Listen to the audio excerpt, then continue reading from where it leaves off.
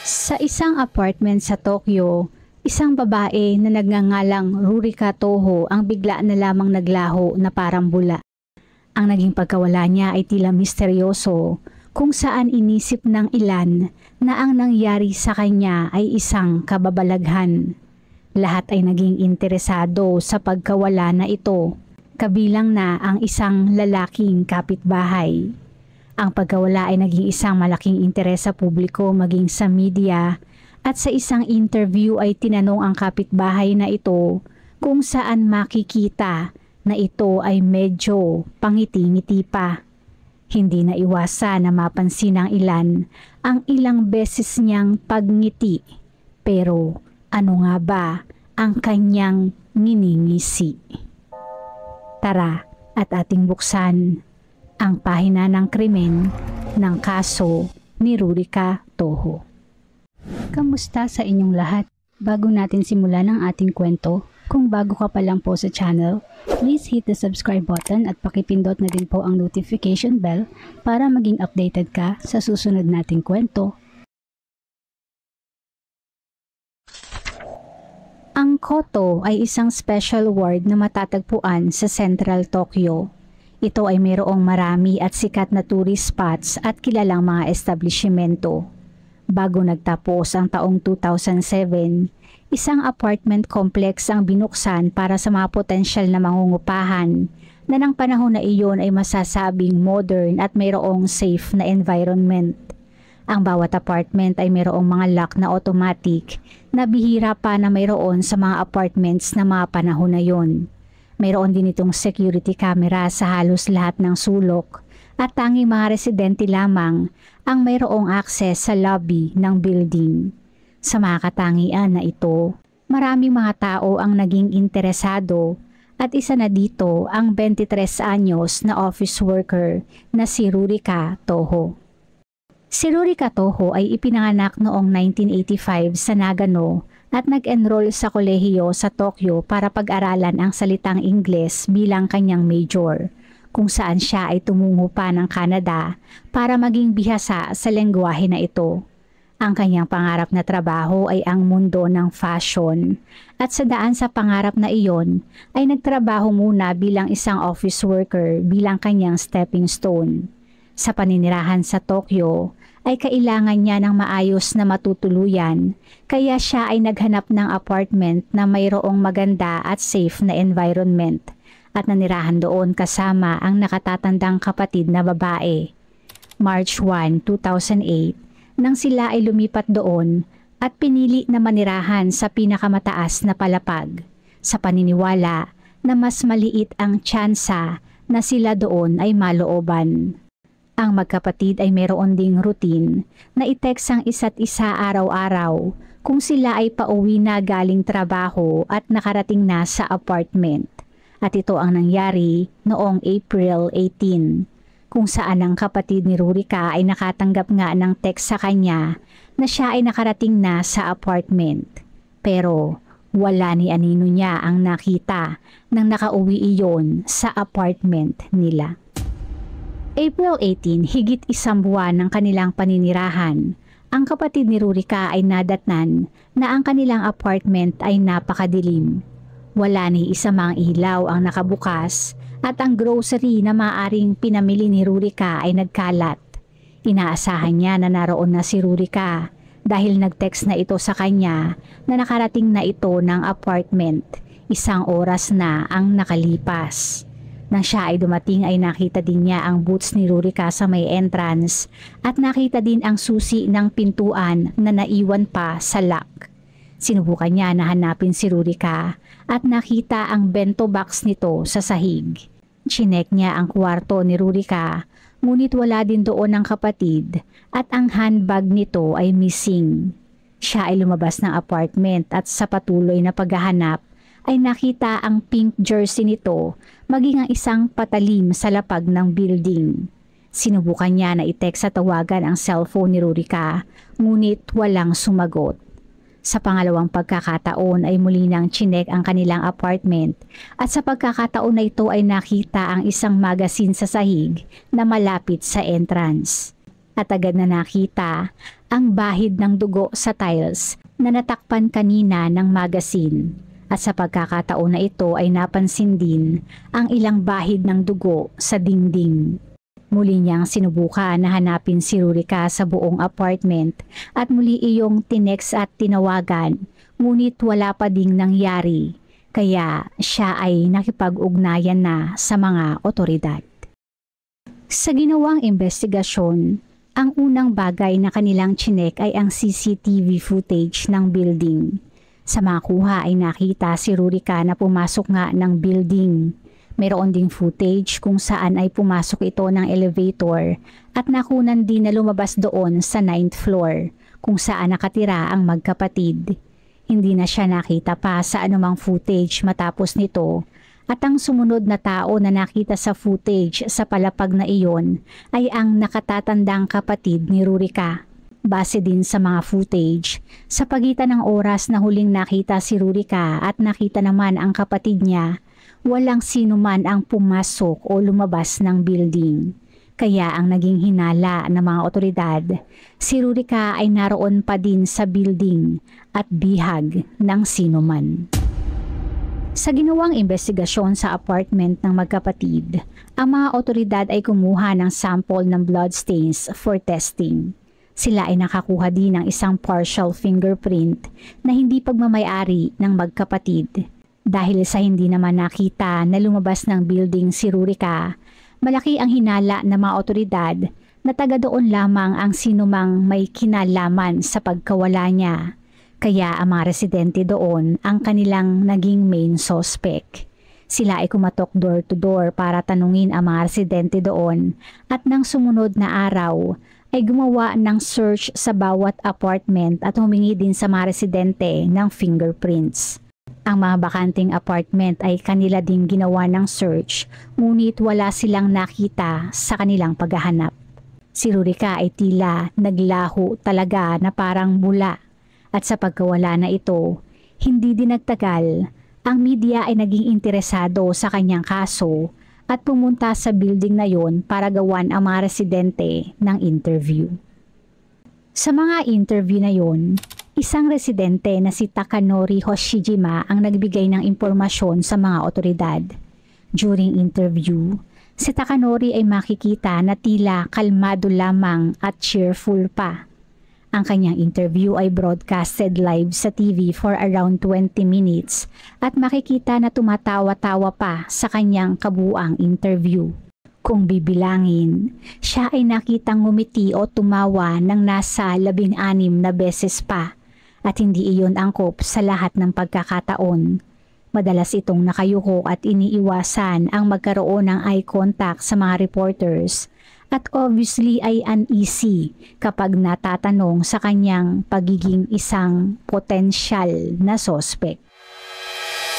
Ang building kung saan nakatira ang magkapatid ay bago pa lamang at sa 9th floor kung saan naroon ang apartment ng magkapatid, halos bakanti pa lahat ng mga apartment at ang tanging nakatira pa lamang ay si Rurika at si Takanori na nakatira katabi lamang.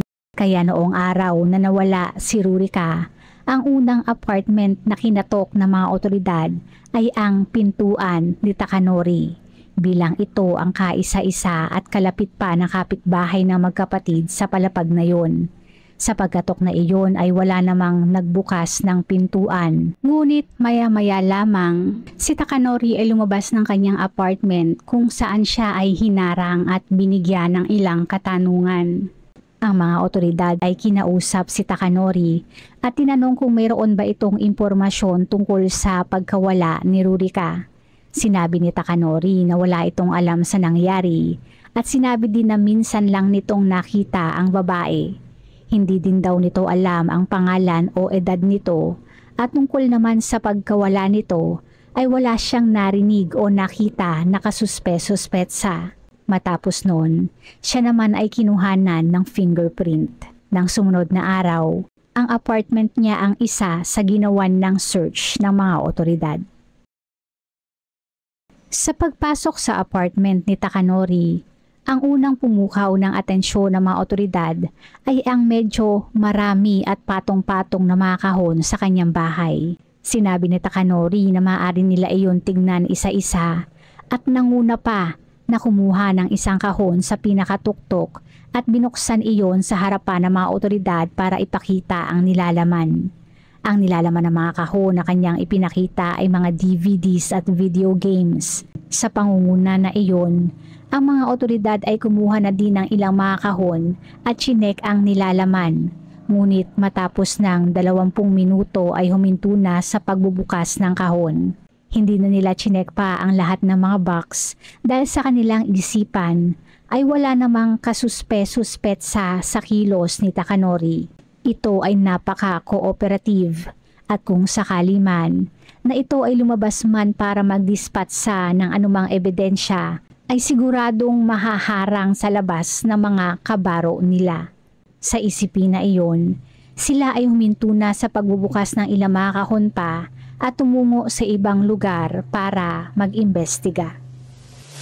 Nang umalis ang mga otoridad, ilang mga reporters naman ang tumungo sa labas ng building kung saan ang ilang mga residente ay lumabas at isa na dito si Takanori. Dito na siya pinagtatanong ng mga reporters kung saan siya ay pangiti-ngiti pa sa mga katanungan.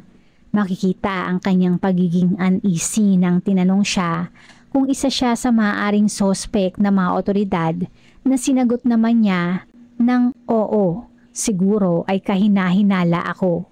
At muli na namang tumawa.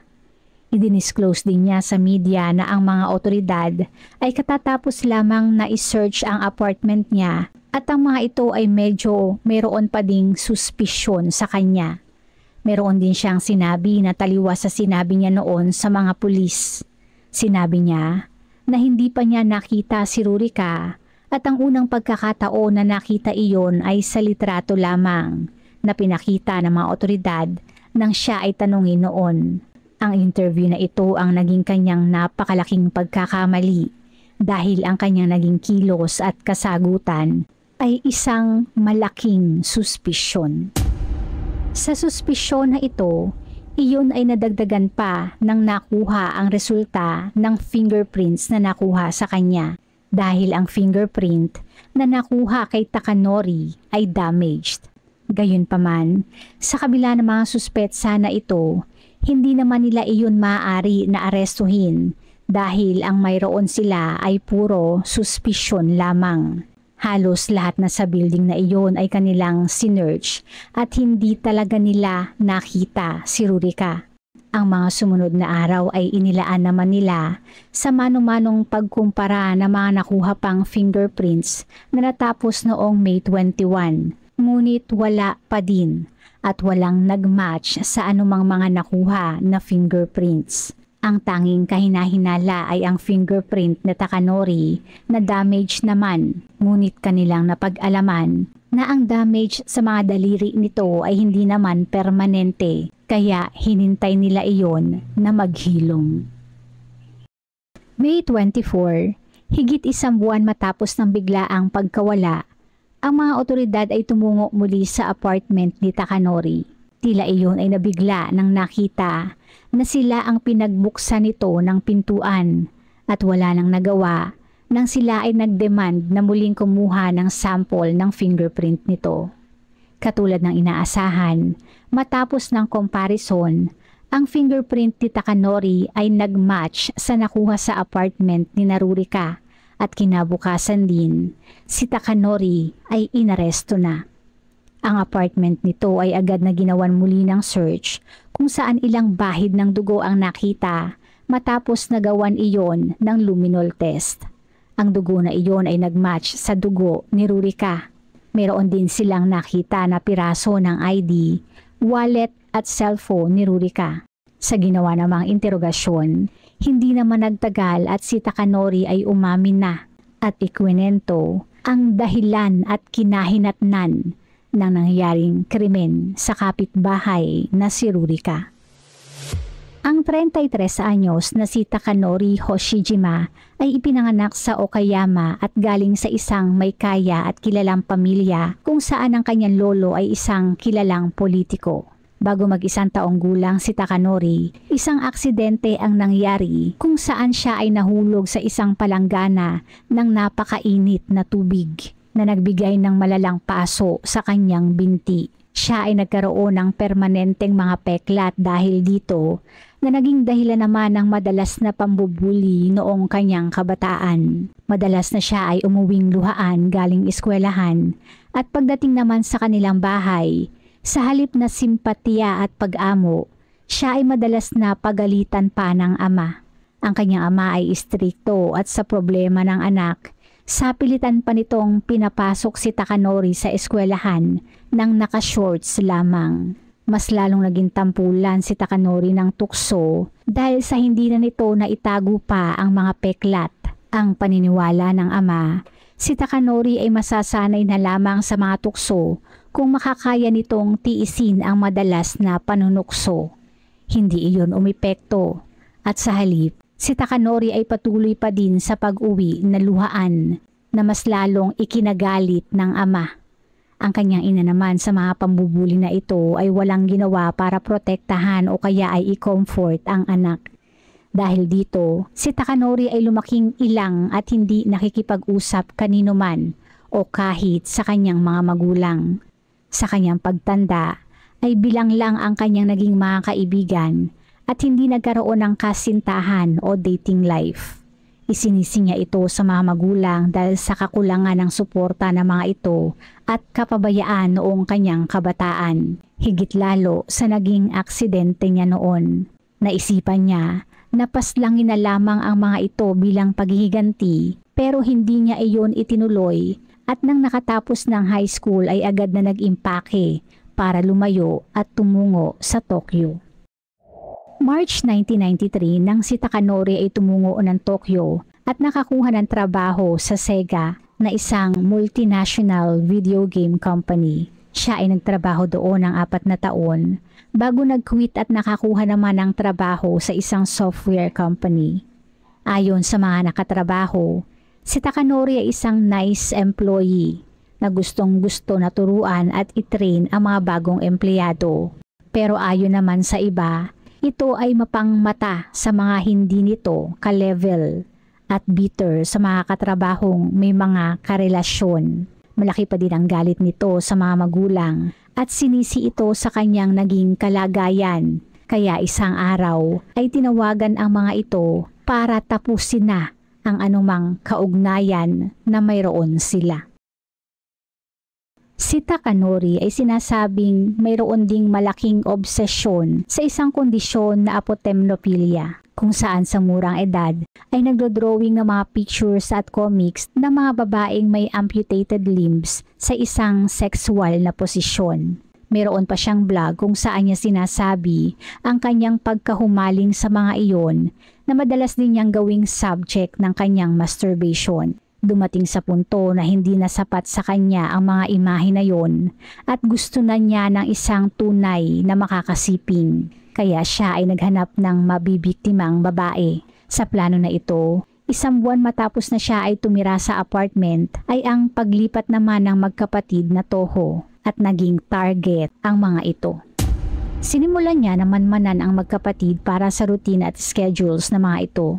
Ayon kay Takanori, wala naman siyang gaanong preference sa babae, basta hindi mataba at hindi din matanda ay okay lang sa kanya.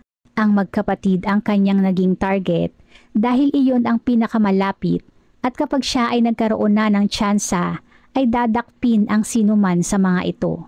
Isang linggo niyang plinano ang lahat. April 18 ang kanyang pinili na D-Day dahil ayon sa kanya iyon ay Friday. At mayroon siyang buong weekend para sa gagawing pag-angkin. Oras na nakuha na niya ang isa sa magkapatid, ang plano naman niya ay ang i-brainwash iyon at pakawalan din sa Monday.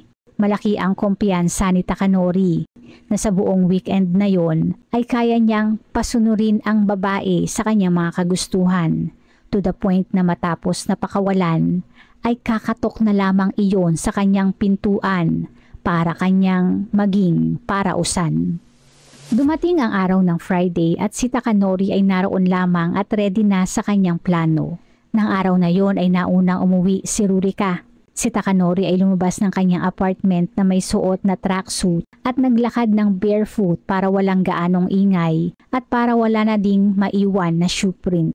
Agad niyang sinugod at dinakma si Rurika na noon ay papasok na sa apartment ng mga ito. Si Rurika ay nagsisigaw at nanlaban at para pigilan, si Takanori ay inihampas ang ulo nito sa pader kung saan iyon ay nasugatan.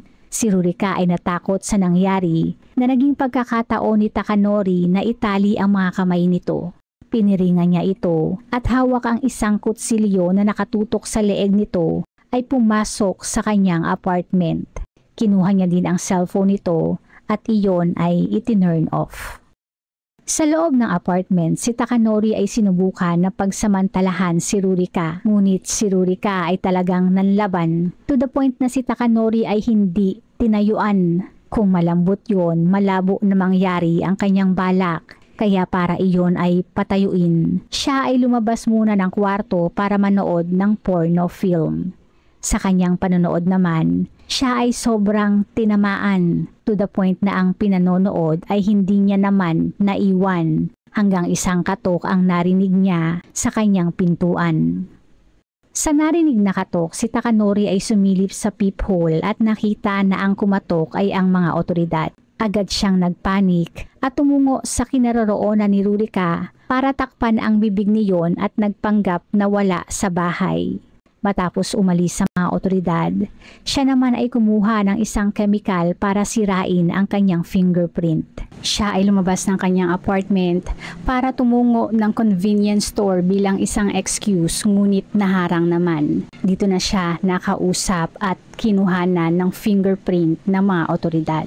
Sa nakitang sitwasyon ng paghahanap kay Rurika ng mga otoridad sa labas, sa puntong ito, si Takanori ay nagdesisyon na huwag nang ituloy ang planong pananamantala at sa huli ay nagdesisyon na ang dalaga ay tuluyan na. Ang susunod na nilalaman ay mayroong tema at karahasan na maaring hindi angkop sa lahat ng manonood. Viewers' discretion is advised. Sa kanyang pagbalik sa apartment, si Takanori ay kumuha ng isang kutsilyo na sa leeg ni Rurika. Matapos ng 5 minuto, napansin niya na si Rurika ay buhay pa, kaya binunot niya ang patalim na naging dahilan ng kamatayan nito nang naubusan iyon ng dugo. Ang sumunod dito ay ang naging paraan ni Takanori para si Rurika ay tuluyang maglaho. Dinala niya ito sa banyo kung saan iyon ay kanyang piniraso. Ang bawat parte ng laman at laman ito ay piniraso niya ng maliliit saka i-flinash sa inidoro. Ang mga buto naman ay kanyang piniraso ng maliliit at pinakuluan saka inilagay sa kanyang ref at lumang mga kahon. Ang mga kahon na ito ay nasa ilalim ng kanyang kama at ang iba ay nakahalo at nasa ilalim ng mga bagong kahon na itinuro niya sa mga otoridad ng sumunod na araw. Bilang ang mga kahon na iyon ay naroon lamang at itinuro pa niya sa mga otoridad na maaring buksan, hindi siya gaanong pinagsuspetsahan. Idagdag mo pa dyan na ang mga otoridad ay inisip na si Rurika ay buhay pa, kaya hindi na sila gaanong nag-abala pa na tapusin na buksan ang lahat ng mga kahon. Sa loob ng mga sumunod na araw, ang mga buto ay unti-unti niyang idinispatsa sa tuwing siya ay lalabas ng bahay para pumasok sa trabaho. Ang ilan sa mga iyon ay tinapon niya sa basurahan o di kaya ay sa kanal. Ang pinakahuling piraso ng buto na ito ay kanyang itinapon noong May 1 na nasa 2 linggo matapos ng krimen. Ang mga personal na gamit ni Rurika katulad ng ID at wallet ay kanyang piniraso din at i-flinash sa toilet. Ang cellphone nito ay kanyang munang itinago at balak na gamitin iyon sa tamang pagkakataon para palabasin na si Rurika ay buhay pa. May 8, nang ang mga otoridad ay umalis na sa apartment at ito naman ang kanyang naging pagkakataon para itapon ang mga tuwalyang may dugo sa basurahan. Matapos ng ginawang confession ni Takanori, ang mga otoridad ay gumawa ng malawakang paghahanap sa mga sewer, pipes, landfill at garbage bins at na-recover ang ilang mga parte ng katawan ng biktima. January 2009 nang sinimulan ang trial para kay Takanori Hoshijima. Dito ay sinabi niya ang kanyang sexual interest at ang kakulangan ng real partner ang isa sa dahilan kung bakit niya nagawa ang krimen. Sinasabing siya ay nagpakita din ng remorse at hiniling na siya ay bigyan ng death penalty. Para naman sa parusang death penalty, ang Japan ay mayroong guidelines na tinatawag na Nagayama Standard. Base dito, ang death sentence ay karaniwang ibinibigay lamang sa mga kasong may multiple murder. Ang bansang Japan ay maingat pagdating sa pagbibigay nito sa mga first-time offenders at kung hindi man ay isinaalang-alang din ang nature ng pagpaslang. Sa kaso ni Takanori, ang kanyang biktima ay isa lamang. Idagdag pa dyan na siya ay walang criminal record at nagpakita din ng remorse sa trial.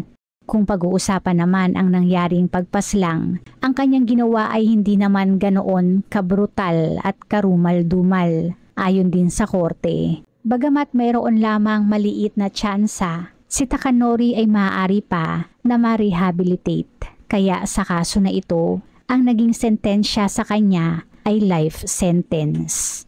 Ang sentensya na ito ay ginawa ng appeal, ngunit iyon ay hindi napagbigyan at ang kanyang sentensya ay nanatiling life sentence.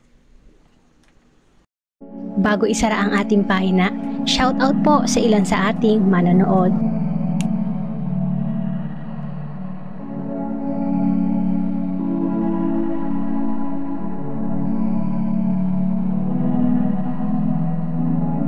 Salamat po!